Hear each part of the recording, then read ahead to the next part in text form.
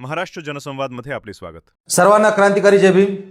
बाबासाहेबांचं नाव घेऊन बौद्धाच्या जीवावर मोठ्या होणाऱ्या, लखपती करोडपती होणाऱ्या, गद्दार बैमान बौद्धांना येड्यात काढणाऱ्या कडूबाईसाठी हा व्हिडिओ आहे.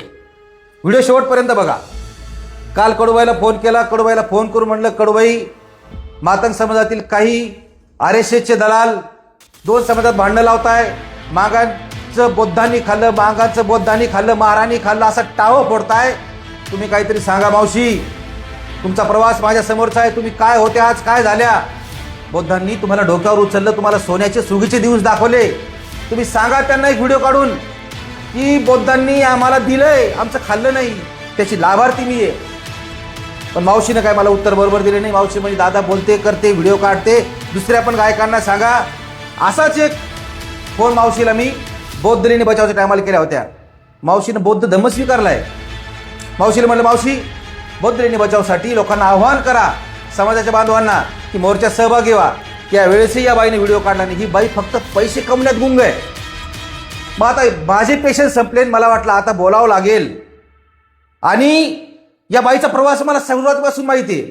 ज्यावेळेस ही महिला सावित्रीनगरमध्ये माझ्या वस्तीमध्ये राहायला आली त्यावेळेसपासून मीला ओळखतो. एक फोन आला मला मुळेबाईचा. मुळेबाई म्हणते, भाऊ, विशाल भाऊ, एक बाई आहे चांगल्या आवाजाची, हिचं गाणं ऐकायला या, काहीतरी गल्लीमध्ये एखादा छोटासा कार्यक्रम ठेवा जेणेकरून हिला काहीतरी आर्थिक मदत होईल, हिला हातभार लागेल.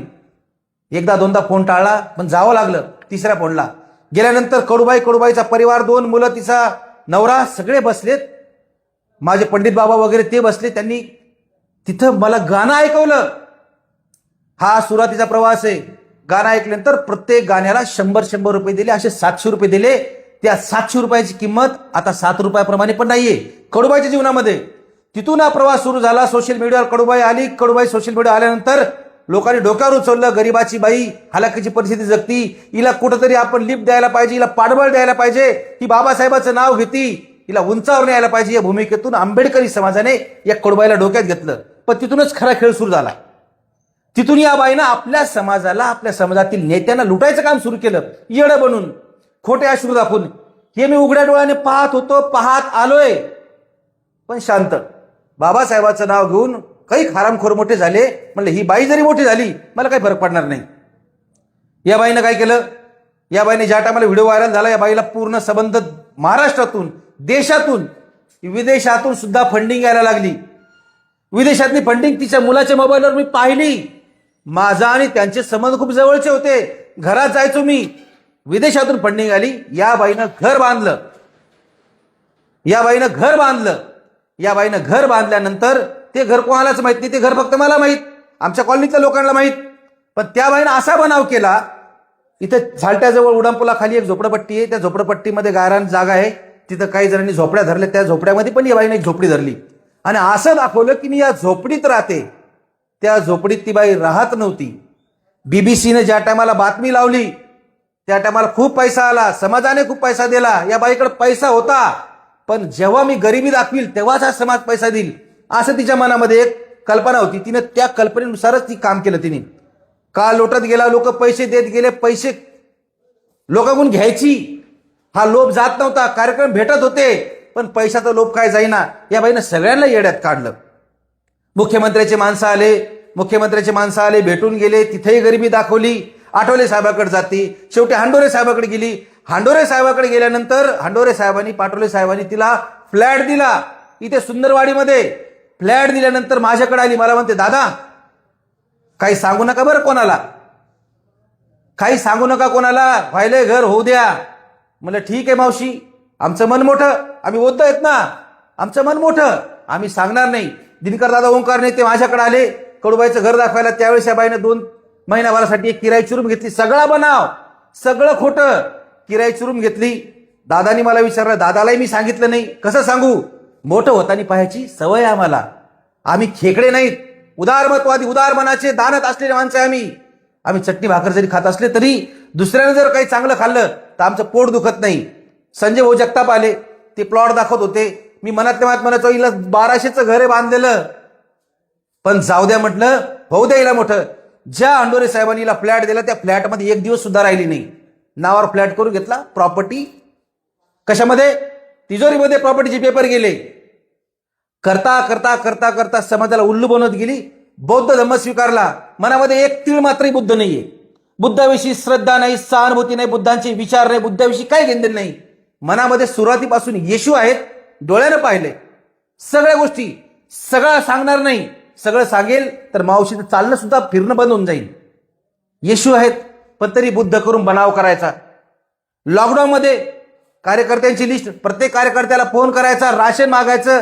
खूप जण नाव घेईन कार्यकर्त्याचे, पंकज भाऊ आहेत आमचे, काही पैसे दिले पंकज भाऊनी, ऑपरेशनला पैसे, नुसती लूटमार लावली. नुसतं याच्याकडून लूट त्याच्याकडून लूट. अरे बाबा हो, मी ज्यावेळेस तिला काल फोन केला ती म्हणती बाबासाहेबांनी दिलं मला, बाबासाहेबाच्या नावावर कमवलं.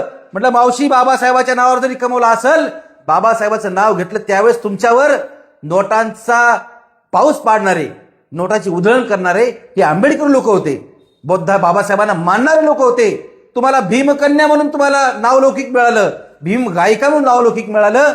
मग ज्या बाबासाहेबाच्या आंबेडकरी समाजाने, बौद्ध समाजाने तुम्हाला एवढं मोठं केलं, त्यांना आणखीन किती लुटणार, आणखीन किती लुटणार. बीबीसी फॉरेनची फंडिंग आहे बाईला, कुठून कुठून पैसा आणला, गरिबी दाखवून, ताऱ्या दाखवून, तुंतुन दाखवून, आणि त्या गायरांमध्ये ते 4 पत्रे दाखवून. अहो ते 4 पत्रे त्यांचे नाही आहेत. ते 4 पत्र्याच्या कैक अगोदर 1200चं घर तयार होतं. भोकरदनमध्ये घर आहे, इथं घर आहे, सावित्रीनगरमध्ये घर आहे, आता विक्रीला काढलंय. फ्लॅट आहे, फ्लॅटमध्ये कोणीच राहत नाही. अंडोर साहेबाला विनंती, अंडोर साहेब माहिती काढा, ते घर वापस घेऊन एखाद्या गरीबाला द्या, ते घर एखाद्या गरीबाला द्या. ज्या आंबेडकरी समाजाचं ही बाई नाव घेत नाही, बाबासाहेब करून लुटती सगळ्यांना. तिला म्हणतो एक आव्हान कर, ती आव्हान करत नाही. आता तिचं पोट भरलेलं आहे. पण इथून पुढचं सांगतो मी सगळ्यांना, हे असे जे गद्दार आपल्यामध्ये घुसलेत, आपल्याकडून पैसा वरबडताय, बाबासाहेबाचं नाव घेऊन आपल्याला भावनिक करताय, यांना बाजूला सारा. खूप टॅलेंट आहे या महाराष्ट्रामध्ये, या देशामध्ये. त्या टॅलेंटला समोर आणा, त्यांना स्टेज द्या. आणि हे असे जे आहेत का दुतोंडे, फक्त नावाला गमछा घालणारे, नावाला बुद्ध जय भीम करणारे, यांच्या मनामध्ये बाबासाहेबाविषयी, बुद्धाविषयी काही श्रद्धा नाही. यांनी फक्त आपल्या समाजाला पैसा कमवण्याचं साधन समजलेलं आहे. म्हणून सर्व मित्रांना सांगतो, इथून पुढे जे जे खरे ओरिजिनल आंबेडकरवादी आहेत त्यांनाच तुम्ही स्टेज द्या. हे असे जे आहेत का दोघले, आता मला माझ्या सावित्रीनगरमध्ये सगळं माहिती, ही बाई राहती, हिचा प्रवास, हिचं सगळं मला माहिती. म्हणून मी तुम्हाला सांगतोय, असे तुमच्या आजूबाजूला जे असतील त्यांना नागडं करा, त्यांना उघडं पाडा आणि त्यांचे स्टेज बंद करून टाका. आणि जे खरं टॅलेंट आहे, जे खरंच बाबासाहेबांच्या, आंबेडकरांच्या, बुद्धांच्या विचाराचे आहेत, मग ते कुठल्या जातीचे असो, जेन्युइन माणसं समोर आणा. म्हणून तुम्हाला एवढं सांगतो,